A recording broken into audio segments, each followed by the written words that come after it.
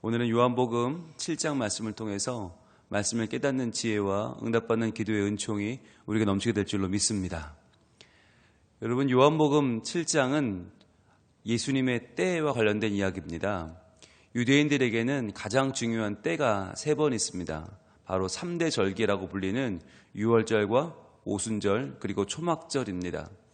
이 3번의 절기, 유월절과 오순절, 초막절이 되면 전국에 있는, 해외에 있는 사람까지도 성인 남자는 다 예루살렘으로 와야 돼요.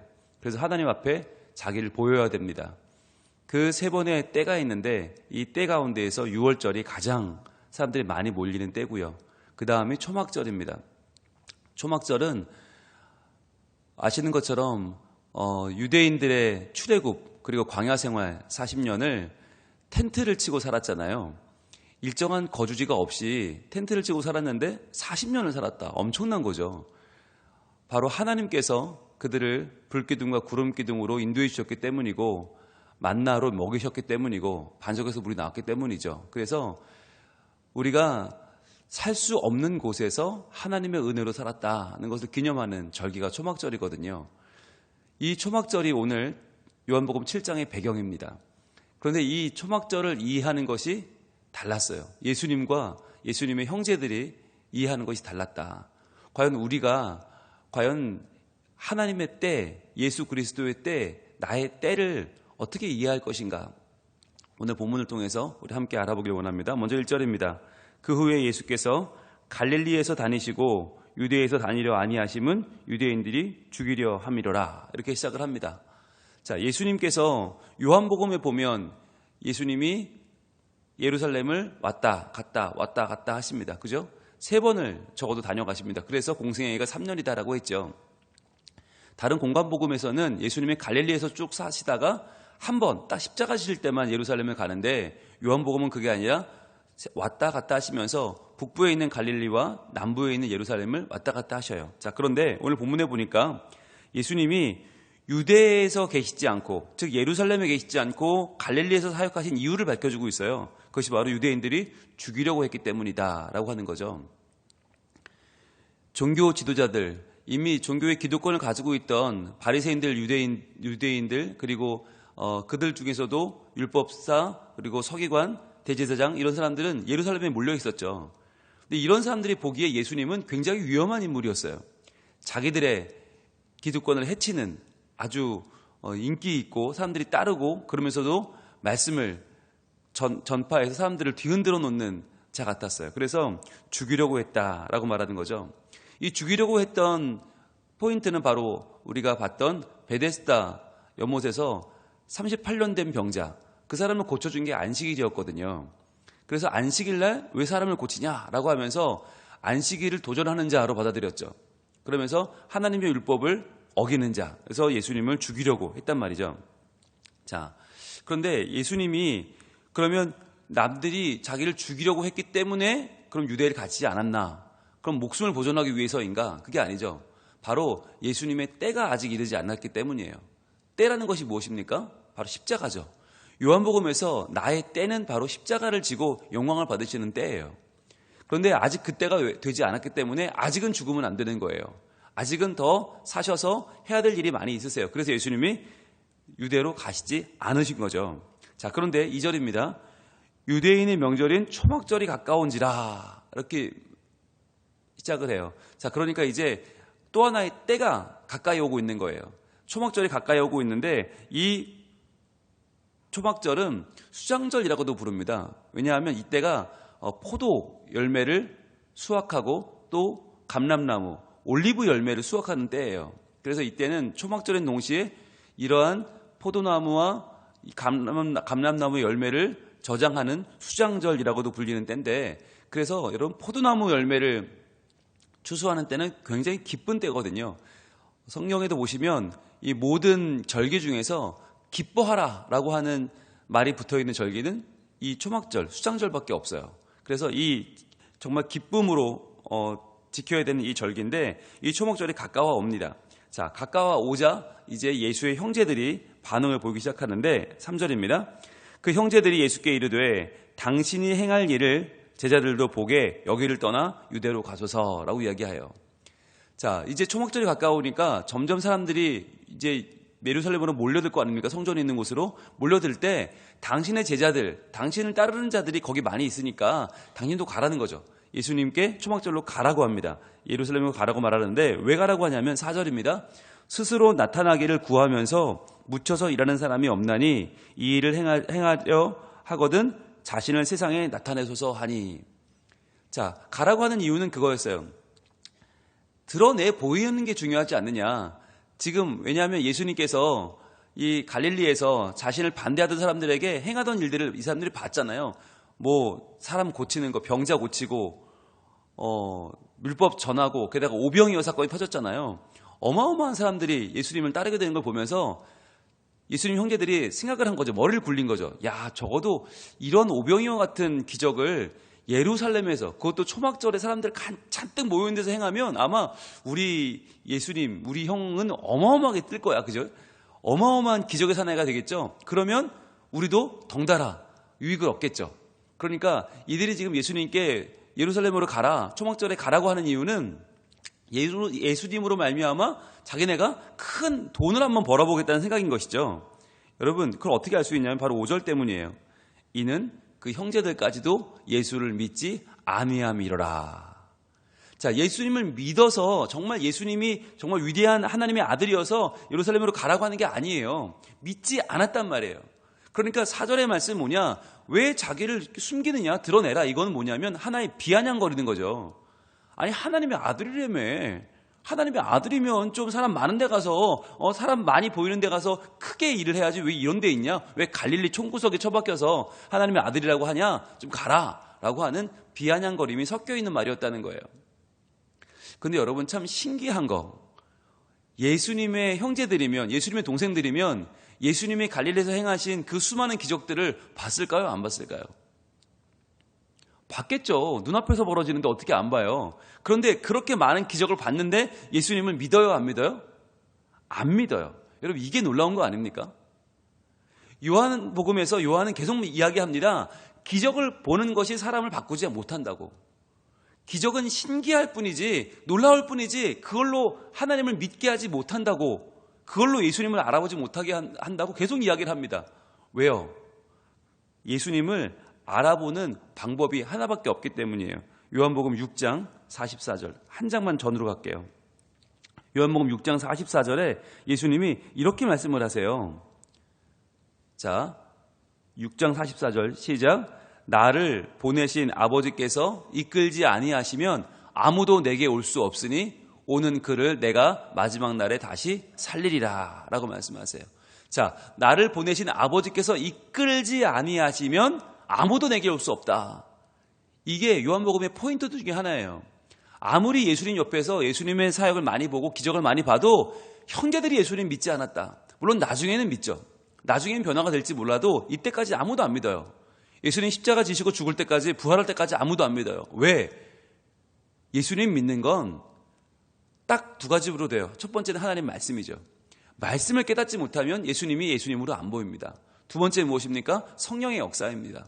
성령님이 그 안에 내적으로 조명하셔서 예수님을 보게 해줘야 되는 거예요. 그러지 않으면 예수님의 형제들이라고 해도 예수님을 아무리 가까이서 봐도 예수님을 하나님의 아들, 메시아, 우리를 구원하시는 구세주로 볼 수가 없단 말이에요. 이게 눈에 안 들어온단 말이에요. 그래서 우리가 예수님을 어떤 분으로 이해하느냐 굉장히 중요합니다. 그 당시 다른 사람들은 예수님을 누구로 봤습니까? 두 가지로 봤어요. 첫 번째는 그냥 선한 사람, 그냥 좀 좋은 사람. 두 번째는 미친 사람으로 봤어요. 왜냐하면 예수님이 하나님의 아들이라고 그랬거든요. 여러분, 하나님의 아들이면 둘 중에 하나죠. 정말 하나님의 아들이든지 아니든지, 거짓말장이든지 과대망상 환자든지, 아니면 정말 그분은 하나님의 아들이든지. 여러분, 이거 선택해야 되는 거예요. 그런데 그게 아니라 적당히 예수님을 좋은 분이라고 믿으면 안 돼요. 왜? 그분이 하나님의 아들, 내가 하나님이라고 했기 때문에. 적어도 결정을 해야 돼요. 그 말을 믿을 건지 안 믿을 건지. 적당히 그냥 세계 3대 성인 정도로, 그냥 공자나 모하메시나 소크라테스 정도로 인류 발전에 기여한 분 정도로 생각하면 안 되는 거예요. 결정을 하셔야 됩니다. 그분을. 게다가 그분이 나를 위해 죽었단 말이에요. 여러분, 이건 심각한 문제 아닙니까? 그분이 나를 위해 사랑했다. 이건 괜찮아요. 그러나 나를 위해 죽었다면 여러분, 나를 너무너무 사랑해 사람이 죽었다. 결정해야 됩니다. 그분이 진짜인지 아닌지, 그분이 잘못 죽은 건지 제대로 죽은 건지를 판단해야 되는 거예요. 그게 뭐냐? 바로 나를 보내신 아버지께서는 이끌지 아니하시면이에요. 그분이 정말 하나님이 나를 이끌어 그분에게로 데려가서 마지막 날 내가 그분으로 인하여 살 것이냐, 오는 그를 내가 마지막 날에 다시 살리리라, 이 말씀을 믿든지, 그래서 그분을 믿어 영생을 얻고 죽지 않는다는 그분을 나의 구세주로 믿든지, 아니면 그분을 떠나든지 결정을 해야 하는 것이죠. 자, 그런데 이렇게 형제들이 말할 때 예수님이 뭐라고 하시는가? 6절입니다. 예수께서 이르시되 내 때는 아직 이르지 아니하였거니와 너희 때는 늘 준비되어 있느니라. 이게 무슨 말일까요? 예수님의 때, 십자가를 지고 죽으시는 때는 아직 이르지 아니하였어요. 그런데 너희 때는 늘 준비되어 있대요. 이게 무슨 말이에요? 여러분, 뉘앙스를 잘 보셔야 돼요. 이건 반어법이에요. 반어법. 야, 내 때는 아직 준비가 안 됐는데 너희 때는 늘 준비되어 있나 보다. 야, 되게 쉽다. 니들의 때는 니들 마음대로 결정하냐? 라고 하는 거죠. 여러분, 때가 온다는 게 뭐예요? 때라는 건 사명입니다. 사명의 때. 예수님 십자가 지시는 그때는 누가 결정합니까? 사명을 주신 분이 결정하는 거예요. 그러니까 예수님의 때는 누가 결정해요? 하나님이 결정하는 거예요. 예수님은 예수님 마음대로 살다가 마음대로 죽는 분이 아니에요. 하나님이 결정하시는 그 때가 있어요. 그런데 이 형제들은요, 지들 마음대로 살죠. 그러니까 지들이 결정하는 거죠. 그러니까 지들의 때는 아무 때나 될지 모르겠지만 내 때는 함부로 오지 않는다라고 하는 반어법으로 이해하는 것이 좋습니다. 예수님은 철저히 하나님의 말씀에 귀를 기울였죠. 철저하게 하나님의 뜻대로 사셨습니다. 그래서 그분의 삶의 중심은 십자가였던 것이죠. 그러면서 7절입니다. 세상이 너희를 미워하지 아니하되 나를 미워하니 이는 내가 세상의 일들을 악하다고 증언함이라. 자, 너희는 죽이려는 사람이 없는지 모르겠는데 나는 죽이려는 사람이 많다는 거예요. 왜냐하면 세상에 옳은 것을 옳다고 하고 악한 것을 악하다고 했기 때문에 세상이 나를 미워한다는 거죠. 그러면서 8절, 너희는 명절에 올라가라. 내 때가 아직 차지 못하였으니 나는 이 명절에 아직 올라가지 아니하노라. 즉, 올라가고 말고는 내가 결정하는 게 아니고 하나님이 결정하시는데 가장 중요한 하나님의 때, 하나님의 결정적 순간에 올라간다는 거죠. 9절, 이 말씀을 하시고 갈릴리에 머물러 계시니라 그랬어요. 여러분, 지금 예수님은 아직 때가 되지 아니하였는데, 아직 하나님의 때가 되지 않았는데 동생들은 자꾸만 올라가라고 그래요. 그게 무슨 이야기를 하는 걸까요? 우리가 신앙생활을 함에 있어서 우리의 때도 하나님께 있습니다. 우리의 때도 우리에게 있지 않습니다. 왜냐하면 우리의 사명도 하나님이 주신 것이기 때문이에요. 그래서 우리가 고민할 때, 우리가 선택의 기로에 섰을 때 내가 어떻게 하면 좋을까? 내 때일까 아닐까? 여러분, 그건 내가 결정하는 게 아니에요. 지금 이 형제들이 볼 때는 초막절, 사람들 많이 모여. 예루살렘에 사람들 많아. 그러면 우리 형이 가서 기적을 확 일으키면 사람들이 확 좋아하겠지? 그럼 떼돈 벌겠지? 이건 형제들의 생각, 인간적인 생각이었어요. 인간적인 눈으로 보면 그 생각이 맞아 보여요. 그런데 예수님이 말씀하시는 건 뭐예요? 그건 내 때가 아니다라고 하는 거죠. 즉, 교회도 마찬가지예요. 신앙생활도 마찬가지고 우리가 하나님의 일을 하는 것도 마찬가지예요. 우리가 머리를 굴려서 야, 이렇게 하면 돈 벌겠는데, 이렇게 하면 성공하겠는데, 이렇게 하면 교회 부흥하겠는데가 아니라 하나님의 계획, 하나님의 시간표 안에서 우리가 이 때라고 하는 것을 생각해낼 수 있어야 한다는 것입니다. 그래서 하나님의 때와 사람의 때가 어떻게 다를까 고민해야 되는 거예요. 여러분, 2절 한번 다시 가볼까요? 유대인의 명절인 초막절이 가까웠다. 여러분, 이게 무슨 말이냐면 6월절일 이 초막절이 가까웠다는 말이 무슨 뜻이냐? 여러분, 이 초막절에 아까 뭐 한다고 그랬어요? 기뻐한다고 그랬죠? 기뻐하는데 이 초막절 광야에서 우리가 물도 없는 광야에서 살아남았어. 어떻게 살았지? 생각해보면 뭐예요? 바로 하나님이 물을 주셨잖아요. 그래서 이 하나님이 물을 주셨던 것을 기념하는 퍼포먼스를 유대인들이 합니다. 뭐냐면 바로 실로암 물가, 실로암 시내 가장 낮은 곳에 내려가서 거기서부터 사람들이 물을 길러요. 물을 길어서 점점 전달해서 예루살렘 성전까지 그 물이 가장 낮은 곳에서 가장 높은 곳으로 올라갑니다. 그때 이 사람들이 이 물을 길어 날르면서 하는 뭘 기뻐하는 거냐? 우리에게 하나님이 구원을 주셨다.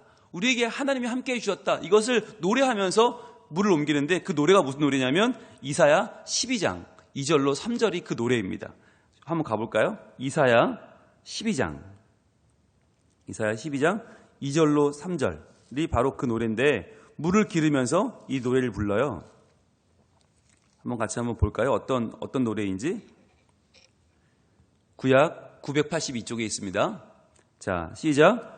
보라, 하나님은 나의 구원이시라. 내가 신뢰하고 두려움이 없으리니 주 여호와는 나의 힘이시며 나의 노래시며 나의 구원이심이라. 그러므로 너희가 기쁨으로 구원의 우물들에서 물을 기르리로다. 이 노래를 불러요. 그러면서 계속 이 물을 제일 낮은 데서 제일 높은 데로 실로암에서 예루살렘 성전으로 옮기는 거예요. 그러니까 이 물을 보면서 물이 찰랑찰랑하겠죠. 그 물을 보면서 뭘 생각하는 거예요? 우리에게 구원을 주시는 하나님의 은혜를 기억하는 거죠. 그래서 이 물을 계속 옮겨서 마지막에 성전까지 가면 거기서 금대접, 금으로 된 큰 쟁반이 있어요. 거기에 이 물을 담아서 제사장이 이 물을 성전 마당에 쫙 뿌립니다. 그러면서 온 백성이 환호를 와 하고 지르는 거예요. 하나님이 우리를 구원하신다 하면서 하나님이 우리에게 구원의 기쁨을 주신다. 그분이 우리의 구원의 우물이 되신다 하면서 와 하고 기뻐하며 찬양하는 것이 바로 이 초막절의 가장 큰 주요 행사였어요. 그러면서 영원히 목마르지 아니하는 생수가 되시는 하나님, 그리고 그분이 보내실 메시아를 기대하면서 고대하면서 이 초막절을 보내는 거죠. 자, 그런데 여러분 잘 생각해 보세요. 그렇다면 지금 이들이 기뻐하는 초막절의 주인공은 누구입니까? 바로 이들을 영원한 죄에서 구원하시는 예수 그리스도예요. 하나님의 아들인 메시아예요. 그분이 왔어요. 그런데 그들은 지금 예수님을 못 알아보고 예수님을 죽이려고 하고 예수님을 죄인으로 몰고 있으면서 한편으로는 뭐예요? 우리의 메시아가 오시옵소서라고 하면서 물 뿌리면서 그들은 이 퍼포먼스를 해요. 이 초막절을 기념한단 말이죠. 그럼 뭐가 빠진 겁니까? 이들에게는 이들의 때 초막절이라고 하는 이들이 기뻐하는 명절은 있지만 뭐가 없는 거예요. 진짜 하나님의 때에 오신 예수 그리스도를 바라보는 눈은 없는 거예요. 정작 주인공은 핍박하고 죽이려고 하면서 자기네끼리만 기뻐하며 먹고 마시는 잔치를 누리고 있는 것이에요. 여러분 이게 꼭 뭐 같으세요? 오늘날에 수많은 예배가 이렇게 드려지고 있어요. 수많은 교회의 모임들, 수많은 신앙의 행위들이 이렇게 되고 있어요. 정말 우리를 구원하시는 예수 그리스도는 빠져있고 유명한 목사님, 유명한 집회, 사람들이 많이 모이고 뭔가 전통이 있고 역사가 있고 우리가 뭔가를 잘 해내고 있다. 우리 찬양팀은 훌륭하다. 우리 교회는 역사가 깊다. 우리의 모임은 의미가 있다 라고 말하면서 우리끼리 좋은, 우리가 몇 주년 됐어, 야 우리가 지금 무슨 상을 받았어, 우리가 지금 사람이 몇 명이 모였어, 우리가 예산이 얼마나 돼, 우린 교단에서 몇 번째야 라고 하면서 우리를 강조하는 모임들이 너무 많다는 거예요.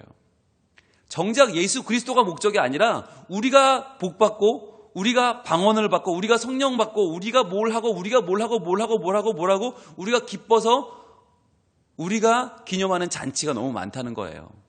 정작 예수 그리스도는 그 자리에 계시지 않은, 즉 하나님 말씀을 중심으로 모이는 게 아니라 성령의 조명을 따라 모이는 게 아니라 우리가 모이던 때니까, 초막절 우리가 모이던 때니까 그냥 모이는 거, 우리가 물 뿌리면서 우리가 하나님을 그냥 좋아하고 기뻐하고 지나가는 거. 그런데 정작 주인공은 빠져있는 잔치가 있다는 거죠. 그런데 여기에 과연 이번 초막절은 달랐습니다. 왜? 주인공이 있었거든요. 예수님이 올라오셨어요. 형제들에게는 내 때가 되지 않았다. 이것은 뭐예요? 너희들이 말하는 것처럼 인기를 쫓아 올라가서 내가 한번 크게 한탕하려는 그러한 마음은 없다는 거예요. 도리어 예수님은 미움받는 길, 죽음을 향하여 가는 길을 선택하십니다. 그래서 이때 올라가셔서 뭐라고 말씀하시는가? 오늘 7장 37절과 38절입니다. 예수님은 자신을 드러내십니다. 요한복음 7장 37절, 38절 두 절입니다. 자, 오늘 37절에 뭐라고 말씀하시는가? 자, 이렇게 명절 끝날, 곧 큰 날에 바로 이 날이 대속죄일입니다. 초막절 일주일이 끝나는 날, 그날이 바로 대속죄일이에요. 사람들의 죄가 작년 한 해 동안 지은 죄가 다 씻어지는 날이에요. 그 큰 날, 사람들이 가장 기뻐하는 그날에 예수께서 서서 외쳐 이르시되, 자, 자신을 드러내신 겁니다. 서서 외쳐 이르시되 뭐라고 했는가? 누구든지 목마르거든 내게로 와서 마시라. 이제 더 이상 실로한 물 그것 떠가지고 제단까지 옮겨가서 그걸 뿌리면 그런 헛된 짓 하지 말고 이제는 진짜 물이 왔다. 진짜 생수가 왔다. 그게 나라는 거예요. 너희가 기다리는 메시아 그가 나다. 초막절이 상징하는 기다리는 메시아가 나다라고 외치는 거예요. 누구든지 목마르냐? 죄 때문에, 죽음 때문에, 사망 때문에 두렵냐? 나에게 와라 라고 외치시는 거예요. 그러면서 38절에 이렇게 말씀하십니다. 나를 믿는 자는 성경의 이름과 같이 그 배에서 생수의 강이 흘러나오리라 하시니. 자, 나를 믿는 자는 성경의 이름과 같이 그 배에서 생수의 강이 흘러나올 것이다. 무슨 말입니까? 더 이상 너희들의 축제, 실로암 물, 그 물 뿌리는 축제가 중요한 게 아니고 이제 나를 믿는 자에게는 그 속에서 바로 예수님과 하나 된 그 믿음에서 그 생명에서 그때부터 생수가 흘러나와 그 모든 생수가 너희뿐 아니라 너희의 주위를 적시고 너희의 주변 세상까지 흘러가서 세상을 변화시킬 것이다. 그 주인공이 바로 나다라고 말씀하는 거예요. 왜? 나를 믿는 자는, 예수 그리스도를 메시아로 믿는 자는 성경의 이름과 같이 성경에 말씀하는 것처럼 생수의 강이 흘러나올 것이다. 이것이 예수님의 자기 선언이었어요. 이것 때문에 더 미움을 샀죠. 아니 지가 뭔데 자기를 믿는 자마다 저렇게 생수의 강이 흘러나온다고 그러냐. 그러면서 더 예수님은 십자가의 죽음을 향해서 더 몰려가시겠어요. 그럼에도 예수님은 두려워하지 아니하시고 이 초막절의 진짜 의미를 알려주신 것이죠. 여러분, 6월절은 무엇입니까? 오순절은 또 뭡니까? 초막절은 무엇입니까? 하나님이 우리를 사랑하셨다는 거예요. 그리고 그 사랑하셨다는 그 절기는 누굴 통해 완성됩니까? 예수 그리스도를 통해 완성되는 거예요. 그게 하나님의 때예요. 그런데 예수님은 알아보지 못한 채, 예수님은 없이 우리의 때, 우리의 절기, 우리의 예배, 우리의 모임, 우리의 전통만 강조하고 있지는 않습니까? 그 자리는 텅 비어 있는 것입니다. 그 자리는 하나님이 계시지 않아요. 그러나 예수님의 때에 예수님께서 함께 하시는 6월절, 예수님이 함께하는 오순절, 예수님이 함께하는 초막절은 바로 그분이 주인 되셔서 우리를 참으로 구원하시고 우리에게 참 기쁨을 주시는 하나님의 때가 되는 것이죠.